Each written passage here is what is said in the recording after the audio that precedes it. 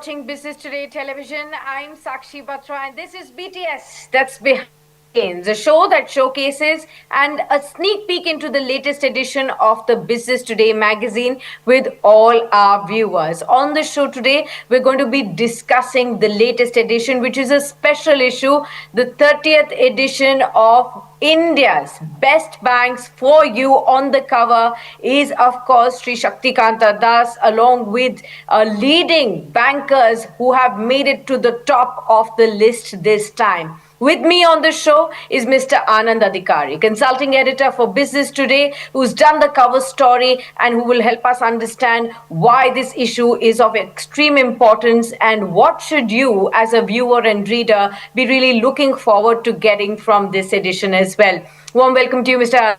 Thank you so much for taking the time out for this discussion. Well, of course, the 30th edition of India's Best Banks. This is a ranking that is looked forward to every year by, of course, top conglomerates, top economists, policy makers, and banking and financial enthusiasts as well. Give me an understanding first up, this time around, what really stood up in the BT KPMG study of India's best banks? What were some of the key stark facts there? And of course, if you can run us through the methodology. Thank you, Sakshi, for having me on your show. This is the annual study of best banks, NBFCs, and fintech, and we have been doing the best bank part for the last 30 years. Like you said, it's the 30th edition, and our knowledge partner KPMG. I mean, this is a very uninterrupted relationship which we had with KPMG. And if you ask me, I don't see any other magazine or publication house has been doing it for the last 30 years. And I remember even during COVID period, we held our jury meeting on June calls. Coming to the award, this award is divided into two parts. One is the quantitative part, another is the qualitative part. And for the qualitative, we have a jury. I'll come to that. Let's first discuss the quantitative part. So we have 7 awards in the quantitative category. We have divided banks based on the balance sheet size cut. So we have large bank, for if you see the balance sheet size is more than 5 lakh crore. And this year we have ICICI Bank, as a winner. We have mid-sized bank where the balance sheet size is from 2 lakh crore to 5 lakh crore, and we have Bank of Maharashtra as a winner in the mid-size category. We have a small bank which are less than 2 lakh crore, balance sheet size, and we have Karur Vysya Bank as a winner. We have a separate category, Sakshi, for the small finance bank, because small finance banks are not universal bank. I mean, they are regulated or they have a very different set of guidelines. So we have created a separate category, for small finance banks. So this year we have Jana, a small finance bank, as a winner. Last year we had AU, small finance bank. And for the last 3 years, we have created a new category for NBFCs. So we rate all the large NBFCs. So this year, Bajaj Finance is the winner in the NBFC category. And Housing Finance is one which we have started this year. And again, we have a Bajaj, subsidiary, Bajaj Finance, Housing Finance, as a winner. Now, there are 7 awards here in this quantitative part. Now, let's come to the qualitative part. For this qualitative, there are 12 awards. So, 7 here, 12 here, total 19 awards. Now, this year, we had a jury led by, Dinesh Khara, former SBI chairman, and we had other, 6 members. Asima Goel, the former MPC, member was one of the jury members we had. Ashish Kumar Chauhan, MD CEO, NSC. We had GN Bajpai, former chairman of LIC, and also SEBI. We had Girish Chadda, former Deutsche Bank, MD CEO. We had Jalin Daruwala, Standard Chartered, MD CEO, and we had Surajit Som, again former MD CEO of DBS Bank. And I just want to mention, 2 or 3 awards here. For the rest, I request readers to, read Business Today. It's a 120-page issue. One is the, FinTech award. We have, Porphyos as a winner in the FinTech category, especially in the value-added service. Second, the Lifetime Achievement Award. And this time, it has gone to, Shaktikanta Das. So this is the first time, jury has decided to give this award to a regulator. And third is the Bank of the Year. And this is the 5th time in a row, ICICI Bank is the winner. So I'll stop here. For the rest, I request, viewers to read our magazine. Absolutely. So, those are some of the very interesting factors that all our readers can definitely read about as well. Of course, many of the specific banks that have got repeated awards, the ICICI Bank for the fifth year running as well. You talked about newer categories of housing finance bank coming in, the fintech category, absolutely important at this point, Porfio's winning there. And of course, we've just had the BT Best Banking and Economy Summit from Business Today in Mumbai at the NSE as well, which also focused a large part of conversation was around what does the next decade look like for the banking, industry at large. How are we looking at disrupting factors like AI into the industry? Those are also very, very interesting aspects. Some of them you will see getting reflected in the articles as well. Do also give us an understanding, Anand. What have you found out? Where are we at in the banking industry? What are the trends that are shaping the sector and the outlook? Sakshi, there is a big realization, amongst, let's say, the banker or the regulator and the government that we need, bigger and international size, banks. If we have to achieve, let's say, 30 trillion by 2047, we will need more banks. I mean, and that clarity now is there in the system. And I'll just mention, one or two, big changes that I have noticed, in my career of last 30 years. First, we have seen RBI and the government allowing this UE based NBD to acquire a small private sector bank, RBN bank. And in another instance, we have seen a Japanese player, SMBC, taking a big stake in Yes Bank, and we have seen this trend even in small NBFCs. I mean, we have seen this in small. I'm saying relative to banks, but these are large NBFCs. One is Sriram Finance, and second is Avendes. I mean, that's where also we have seen the Japanese player. So there is a realization that we need capital. Because if you see today the way the regulator has framed the guidelines, we have no promoter who can put in capital. If you want, let's say tomorrow if the lending start and banks wants to jump in, it's difficult for banks because they have limited capital. So that's the one big change. Other, if you see our international ranking, I was looking at some S&P global data. SBI is ranked 43rd, and HDFC Bank is ranked around 73rd in the top 100 banks. So clearly, we need more banks, and the way the trend we have seen, we will see more global capital coming in.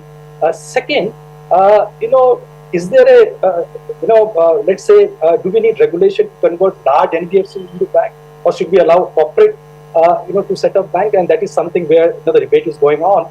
And just to mention, the other big trend which we have noticed in the last 2-3 years. One last year RBI has allowed banks to do M&A finance. Now this is something again, very new, where banks will need capital, and like you mentioned, AI. Many banks and institutions, they need capabilities. And tomorrow, even the corporate sector going out and buying, let's say, some large AI foundational kind of companies who are doing that work, you need capital. So in that sense, now banks are there to support the corporate sector. Another big trend which I have seen is the ECL, this expected credit loss. Now today, what happens when when an account gets into trouble, or let's say when it turned into NPA, banks start making provisions. Now RBI has come out with a rule which is called expected credit loss, where banks have to make provision much before it. So they have given a glide path till March 31st to banks to move into that system, which is in a way today top global banks follow it. So that's again it's a big change which we are seeing in the banking sector. So these are 3 or 4 big changes that are happening, and I'm sure banks will take advantage of it, and but they have to take care of the risk part. Right. Anand, there's also another talking point that was very, very imminent in the summit as well, and that was to talk about looking at the next decade and seeing, when we are approaching our key, aspirations of $3 trillion economy by 2047, we want to become a developed nation. And looking at all of these factors, it was being seen how the financial sector will have to really step up. We will have to have an aspiration of 10 times the loan book growth from the current space as well. And therefore, the one talking point was that when we have such a big aspiration, we need to have not one, not two, but at least some of the banks that could also compete on a global stage. Right now, in the global 10, we don't have any bank. In the global 100 list, we may have just one or two banks there. So we really need to see how these banks will be able to either grow themselves, mergers, consolidations, what can really help them to really compete with the large global banks as well on a global footing. How do you see that aspect for the next decade for the banking sector? So one part is that the capital part which we talked about, more foreign capital. That is one.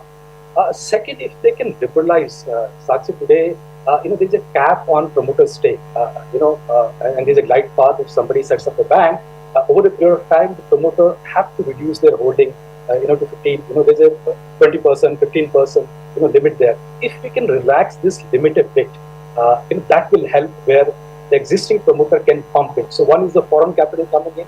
Second is the existing promoter. If you can provide some leeway there, so existing promoter can also help. Third, I see if you can convert some large NBFCs into banks. So today, Sakshi, if you see, let's talk about an NBFC like Bajaj Finance. Now, Bajaj Finance today with close to 4 lakh crore balance sheet size is bigger than our mid-sized banks. But they have a big disadvantage on the liability side. On the deposit side, I'm saying. But it's a consumer finance NBFC competing with banks in the market. So my point is, if you can allow some large 4-5 NBFCs to convert into bank, that will really help in accelerating the consumer and the other lending which we need, especially the corporate and the SME part. Fourth, is there a case for allowing corporates into bank? We already have NBFCs. Geo Financial is there. If you look, Piramal have a Piramal Finance. Look at Poonawalla has a finance subsidiary, NBFC subsidiary, and Godrej. Godrej is also there.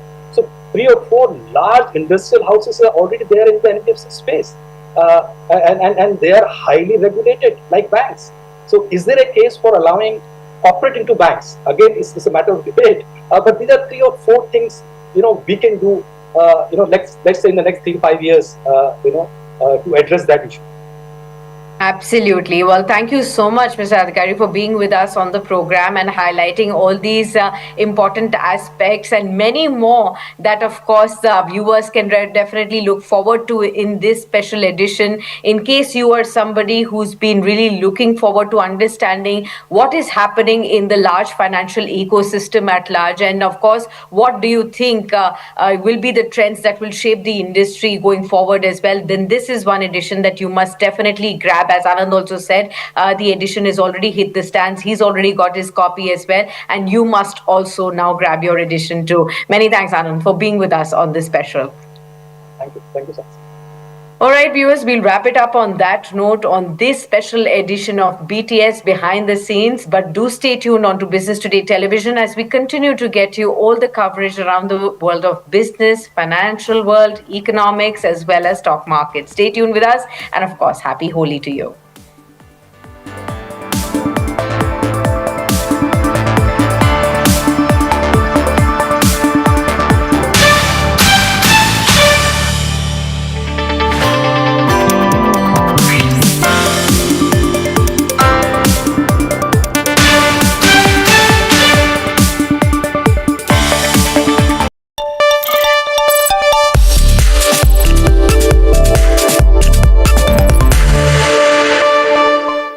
Indian Airlines are now among the hardest hit globally outside the Middle East as escalating tensions involving Iran trigger sweeping airspace closures across the region.